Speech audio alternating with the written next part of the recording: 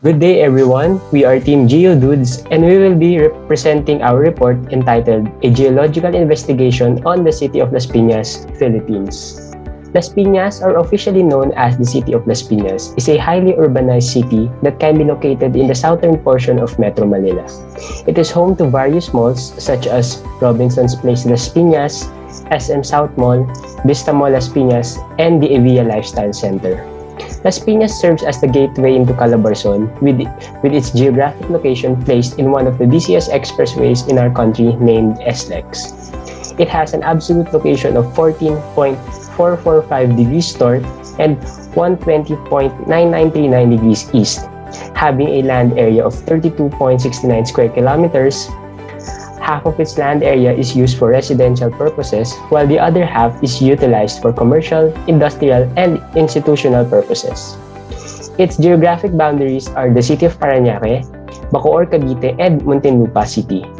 From the 2020 census, the population of Las Piñas was 606,293. That numeric figure represents 4.5% of the population in NCR. The said city is divided into two districts having 20 barangays. The city is known for its bamboo organs, jeepney factories, and being the salt center of Metro Manila. So for the geological structure of Las Piñas, the Japan International Cooperation and Agency explained that the area of Las Piñas is a flat land that has an elevation range of 0 to 10 meters, located near the Zapote and Las Piñas rivers, which flows into Manila Bay with an area of 500 to 1,000 meters radius away from the coast.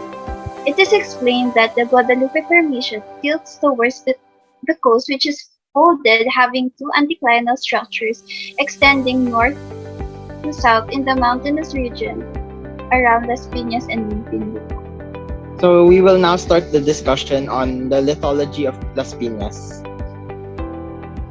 In the study made by Japan International Corporation Agency in 1992, they did two test wells in their test. So first is the test well at 500 meters away from the coastline. The composition of rocks in 0 to 76 meters are tufaceous silt, fine sand, and medium to coarse sand, with the clay layer at 58 to 76 meters below the ground.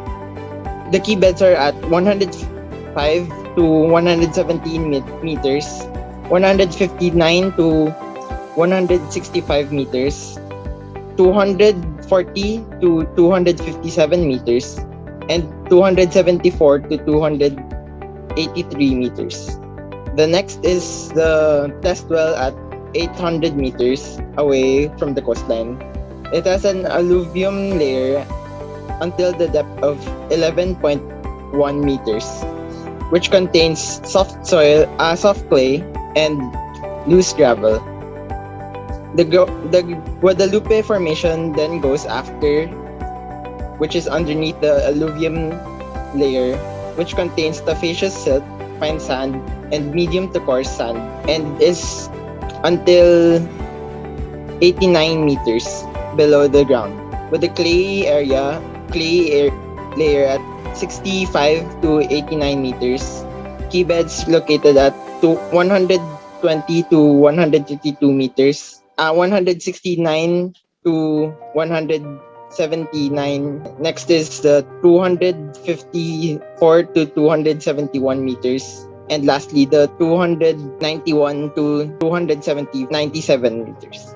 So according to Japan International Corporation Agency 2016, it is observed that in the clay area of Las Piñas, there is sandstone, conglomerate, and mudstone and stuff with the thickness of 2,000 meters. It is also observed that in the Guadalupe Formation, it contains tufaceous sandstone, tuffs, conglomerates, and in the western area, it has lithic tuff and tufaceous sandstones. So next we will discuss the groundwater conditions. So the city of Las Piñas is considered a coastal city since it is located along Manila Bay with a coastal length of 3 kilometers. There are two major river systems in the city, namely the Las Piñas River and the Zapote River. Both of these rivers empty into Manila Bay. The former connects to 15 of the city's 18 creeks and the remaining 3 flow from the latter. So the major aquifer system deposited in Las Piñas is the Manila Bay alluvial. As for the groundwater system, it is composed of alluvial sediments in coastal areas of Manila Bay, Laguna de Bay, and Marikina Valley, and pyroclastic Guadalupe sedimentary formation underlining most of NCR. So the Guadalupe Formation, which underlies Metro Manila, has an average transmissivity coefficient of 58 square meters per day. This can be labeled as a slightly moderate transmissivity zone. In coastal areas of the city, however, this value can rise to up to 200 and can be categorized under high transmissivity. Since Las Piñas is on the southern end of NCR, its main aquifer has a storage coefficient of approximately 0.1. This is characteristic of areas with a predominantly phreatic or water table aquifer. In NCR, the aquitard separating the upper water table from the main artesian aquifer has a thickness ranging from 15 to 45 meters. In Las Piñas specifically, this aquitard is thicker. Additionally, in coastal areas of the city, the head in the artesian aquifer should be higher than the head in the water table aquifer, which allows for upward leakage. This creates areas with free-flowing wells. In fact, a great number of wells are located in Las Piñas, and over-extraction of groundwater has been observed in the city for years. This has led to a number of effects on the groundwater conditions of the area. First is the excessive lowering of the groundwater level. In 2001, the piezometric surface of Las Piñas ranged from 70 to 80 meters below mean sea level. Another effect is the occurrence of negative piezometric heads, with specific measurements between 0 to negative 50 meters. Also, Las Piñas has become a piezometric depression area due to the development of deep cones of depression. This has led to saltwater intrusion from Manila Bay into the aquifer in coastline areas of the city, which has caused desalinization of wells in those areas. Chloride concentration there has been measured to exceed 17,000 milligrams per liter. One last observation is that the cone of depression in Las Piñas coincides with the area of land subsidence. So now we'll be talking about Las Piñas seismicity.